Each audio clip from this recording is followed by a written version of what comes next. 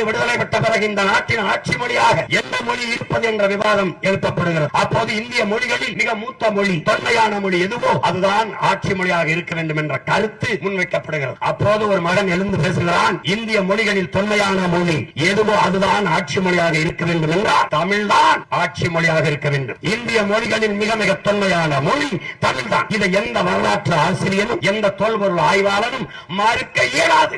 அந்த தமிழ் மொழி என் தாய்மொழி என்பதில் எனக்கு பெருமை என்று ஒரு மகன் பேசுகிறான். நேரு எழுந்து, விவாத அறையிலே இருந்த நேரு எழுந்து, சாயிபு நீங்கள் உருதை கேட்பீர்கள் என்று நினைத்தேன், நீங்கள் என்ன தமிழை கேட்கிறீர்கள் என்று அவர் சொல்ல. ஏனால் அவர்களுக்கெல்லாம் வட இந்தியர்களுக்கெல்லாம் இஸ்லாமியர் என்றாலே உருது பேசுகிறவர்கள் என்றால் அவர்கள் எண்ணம். நீங்கள் உருதை கேட்பீர்கள் என்று நினைத்தேன், நீங்கள் தமிழை கேட்கிறீர்களே என்று சொல்லி அமர்வதற்கு முன் ஒருவன் எழுந்தான், இஸ்லாம் எங்கள் வழி, இன்ப தமிழே எங்கள் மொழி. நான் அல்லாஹ் என்று அழைப்பதற்கு முன்பே அம்மா என்று அழைத்தவன்.